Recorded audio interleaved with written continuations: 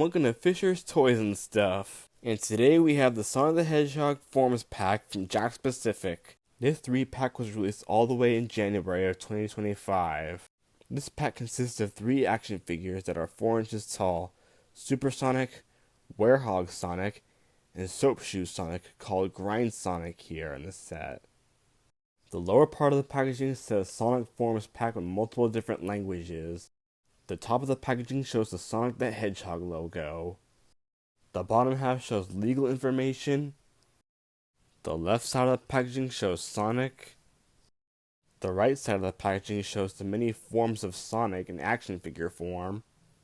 And the back features all 3 of Sonic's forms: Super Sonic, Werehog, and Sonic with Grind Shoes.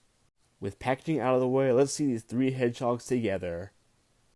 Out of the packaging, and this figure set is mixed in quality. All 3 versions of Sonic may look cool, but for how they're structured, it's rather hit or miss. Some joints are looser than they're supposed to be, while others are tight. The paint job is also spot on, but that's besides the point. Let's review all 3 forms of Sonic, starting with the best and ending with the worst, in terms of quality that is. Starting off, we have the best of this figure set, Werehog Sonic. As stated earlier, the paint job is pretty good, and as to the joints, they're the tightest in all 3 hedgehog forms. His head is pretty tight. He's able to move it left to right and up and down. He has elbow articulation, which is very unique in this set since not a lot of Sonic figures from Jakks Pacific have elbow articulation, and he can spin his hand 360. He also has good shoulder articulation, going up and down and side to side. His legs have good articulation, able to go forward and back, bend at the knee, and even has good shoe articulation. This Werehog form is actually pretty solid. He did get a single card release later down the line, but it's very hard and expensive to find, especially new in condition. I've yet to get this Werehog single pack myself, but only time will tell if I'll get it. Anyway, let's look at the next Sonic form and see how well he does. This Super Sonic is okay. He sometimes has a hard time standing up on his own because of the big head, but he's still a good action figure. His head articulation is very loose. You're able to flick it left and right and spin it all the way around with ease, which is a bit problematic since his head might pop off eventually.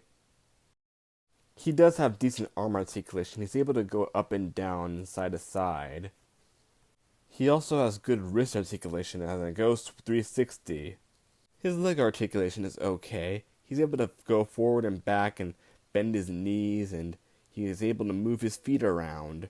Sonic has his regular shoes here, which is kind of bothersome since he already has his grind shoes, which, speaking of which, let's go to the worst figure in this line. This grind shoe Sonic is actually the worst in terms of quality.